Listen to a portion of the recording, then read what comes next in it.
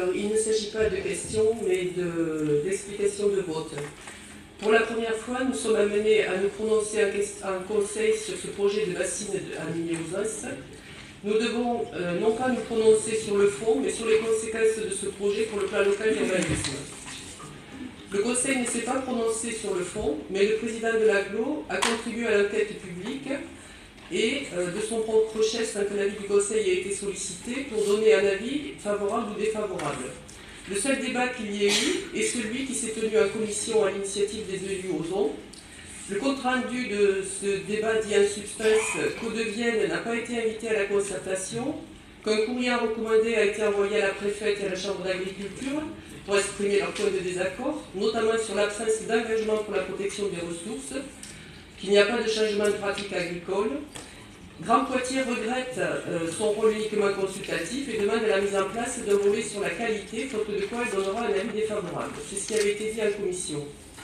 Dans le rapport d'enquête publique, les avis favorables sont reproduits intégralement, alors qu'il est fait un tableau synthétique des contributions défavorables ou réservées.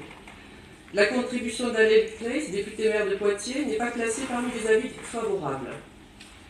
Sur les engagements demandés par, je cite, le maire de Grand Poitiers, la réponse indique que les exploitants participent à des groupements de développement type CETA, Centre d'études d'expérimentation des techniques agricoles, avec des conseillers indépendants de tous circuits commerciaux. En conséquence, les produits phytosanitaires sont moins dangereux pour la santé publique. Moi, je ne comprends pas ce que ça veut dire, et leur utilisation très encadrée. Si le sujet n'était pas aussi sérieux, la lecture de ce rapport serait hautement risible. Il est fait fi de toutes les observations, aussi bien de celles qui ont trait à l'environnement qu'au type d'agriculture qu'à l'aspect financier du projet.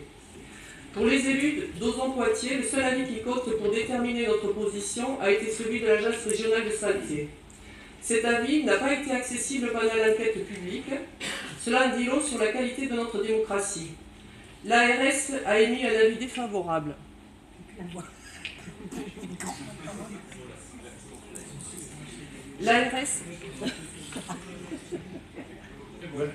L'ARS a émis un avis défavorable. Sa conclusion est la suivante. En conséquence, bien que le projet présente des évolutions favorables sur le plan quantitatif, mais de façon moins significative sur le plan qualitatif pour les intérêts de l'eau potable, dans l'attente des éléments définissant la place des productions agricoles irriguées en lien avec la qualité des eaux potabilisables, je ne peux qu'émettre un avis défavorable à cette demande d'autorisation. L'avis de l'ARS est primordial pour nous parce que l'alimentation en eau potable est notre priorité par rapport à n'importe quelle considération économique. L'ARS a également donné un avis sur la bassine qui implique la modification du PLUI de Grand Poitiers. Elle dit « La réserve est dans le périmètre de protection éloigné des captages d'eau potable de Verneuil. Ce périmètre n'implique pas de prescription, mais une vigilance à l'égard de tout risque de pollution, en particulier à l'égard de toute excavation. L'ARS dénonce l'absence de toute indication sur la nature et la localisation des futures cultures irriguées, traduit possible par les réserves.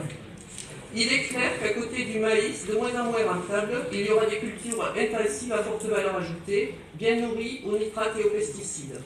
Les poils, semences, tabac, maraîchage non bio. Donc vigilance, d'accord, mais exercée par qui? Par les services de l'État qui sont en effectif toujours de plus en plus réduits. Appliquons le principe de précaution, monsieur le maire, monsieur le président de Grand Poitiers et vous aussi, monsieur le président d'Eau de Vienne. Si vous êtes cohérent avec votre contribution à l'enquête publique, pouvez-vous nous indiquer quels sont les engagements que vous avez obtenus? C'est pourtant la condition que vous avez posée préalable à votre avis sur ces bassines.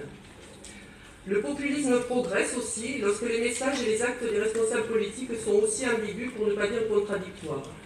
Nous voterons contre cette délibération parce que nous sommes contre la création de ces bassines qui ont motivé la nécessité de modification du flux.